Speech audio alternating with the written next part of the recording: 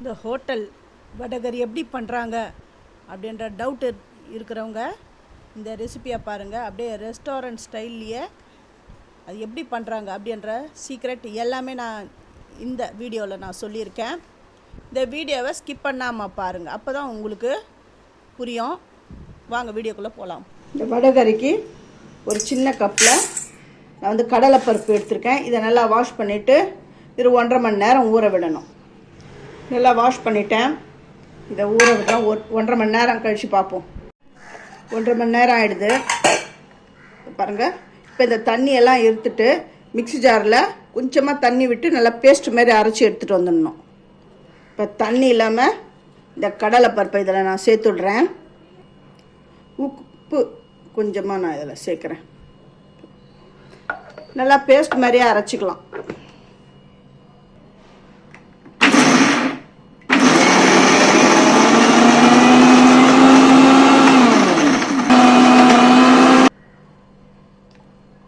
இந்த மாதிரி அரைச்சிக்கோங்க. அடுத்த ஸ்டெப்பாக பூண்டு, ஒரு முழு பூண்டை உரித்து வச்சுருக்கேன். இஞ்சி வந்து ஒரு சின்ன துண்டு தான் சேர்க்குறேன். 2 பச்சை மிளகாவை உடச்சி சேர்த்துருக்குறேன். சோம்பு கொஞ்சமாக தான் சேர்த்துருக்கேன். இதை வந்து மழைன்னு அரைக்கக்கூடாது, இந்த கோர்ஸாக அரைக்கணும். குறைன்னு அரைச்சிக்கோங்க.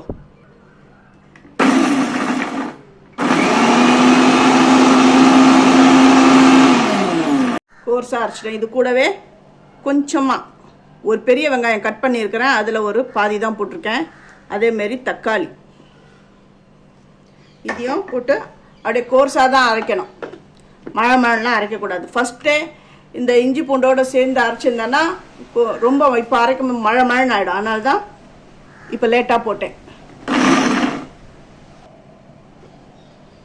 இந்த அளவுக்கு அரைச்சிட்டேன். இப்போ அடுப்பில் எண்ணெய் காய விட்டு கொஞ்சம் கொஞ்சமாக போண்டா மாதிரி போட்டு பொரித்து எடுத்துக்கணும்.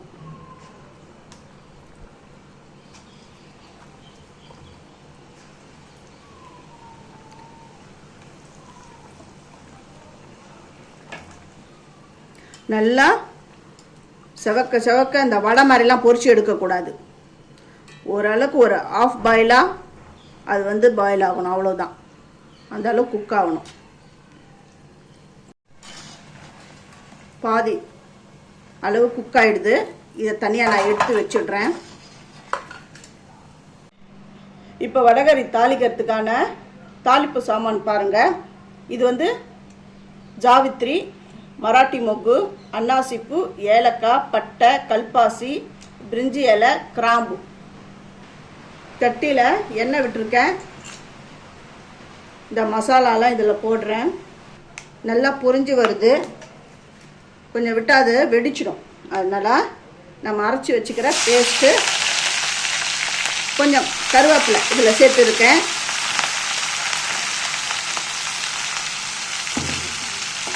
இது நல்லா வதக்கணும். இது கூடவே வெங்காயம், தக்காளியை போட்டுடுறேன்.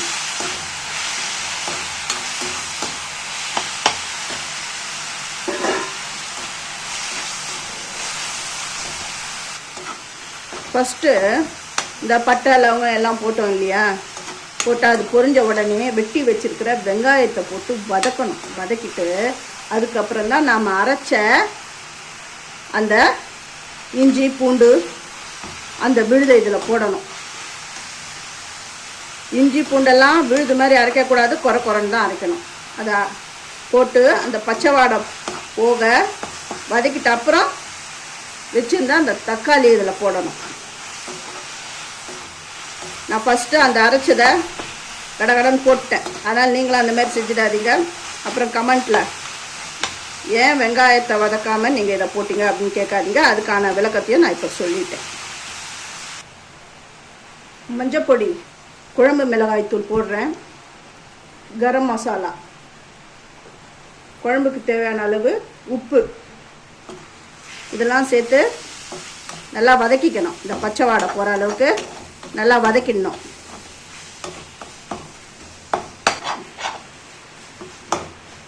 இப்போ என்ன பண்ணுங்க, இதுக்கு தேவையான அளவு தண்ணி விட்டுடுறேன். அந்த மிக்ஸி ஜாரில் நான் அரைச்சேன் பாருங்கள், அதில் தண்ணியை இதில் ஊற்றிட்டேன். இதுக்கு தண்ணி கொஞ்சம் தாராளமாக விடலாம், ஏன்னா நம்ம வடை போட போகிறோம். அது தண்ணியெல்லாம் செட் பண்ணிக்கும், அது திக்காயிடும். அதனால் தேவையான அளவு உங்களுக்கு என்ன தேவையோ அந்த அளவுக்கு தண்ணி விட்டுக்கோங்க. இந்த தண்ணி நல்லா கொதி வரட்டும். இப்போ பாருங்கள், நல்லா கொதி வந்துருக்கு. இந்த டைமில் இந்த வடைகளை பொரிச்சு வச்ச வடையை நான் இதில் சேர்க்குறேன். இதில் சேர்த்துட்டேன். இந்த தண்ணியோட இது நல்லா வேகணும். இப்போ மீடியமில் அடுப்பு எடுத்து வச்சுருக்கேன். வடைகறி வெந்த உடனே இந்த மேஷர் வச்சு இப்படி லைட்டாக அப்படியே மசிச்சு விட்டிங்கன்னா நல்லா திக்காக வடைகறி, நல்லா ரெஸ்டாரண்ட் ஸ்டைலில் வடைகறி ரெடி ஆகிடும். வடைகறி நல்லா சூப்பராக நல்லா ரெடி ஆகிடுது.